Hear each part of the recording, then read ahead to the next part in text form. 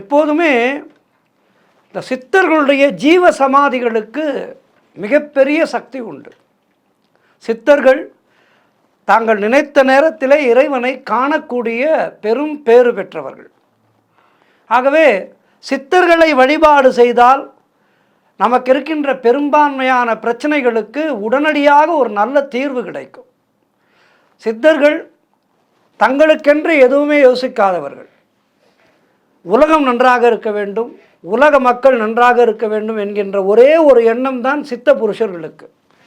ஆகவே சித்தர்களை நாம் வழிபாடு செய்யும் போது அந்த சித்தர்களுடைய வழிபாடு நம்முடைய நியாயமான பிரார்த்தனைகளை நிறைவேறச் செய்யும். அப்படி சித்தர்களுடைய ஜீவ சமாதிகளை நாம் தேடி சென்று தரிசிக்க வேண்டும். சென்னையிலே நிறைய ஜீவ சமாதிகள் இருக்கின்றது.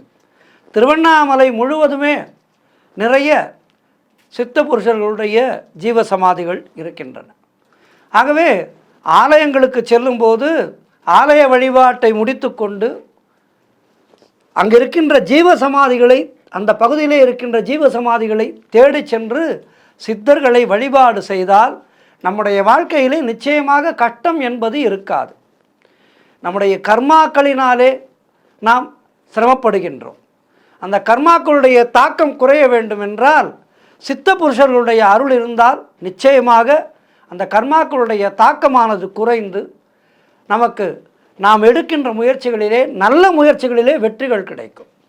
ஆகவே அப்படி நிறைய ஜீவ சமாதிகளை பற்றி நாம் இந்த ஆன்மீக தகவலிலே அவ்வப்போது பார்த்து கொண்டிருக்கின்றோம். அந்த வகையிலே இன்றைய நாளிலே ஒரு அருமையான சித்தர் கோவிலை பற்றி, ஜீவ சமாதியை பற்றி பார்க்க இருக்கின்றோம். அது என்ன கோவில் என்றால் சென்னை காளிகாம்பாள் கோவில் மிக பிரசித்தி பெற்ற கோவில்.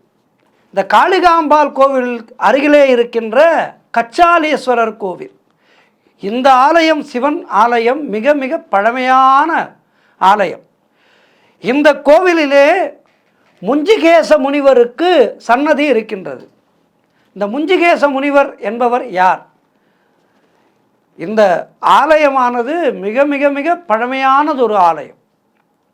இந்த முஞ்சிகேசர் சன்னதி பஞ்ச சபைகளிலே மூத்த சபையாக விளங்குகின்ற திருவாலங்காடு ரத்னசபை சிவன் கோவில் அருகே இவருக்கு ஜீவ சமாதி தனி கோவிலாக இருக்கின்றது.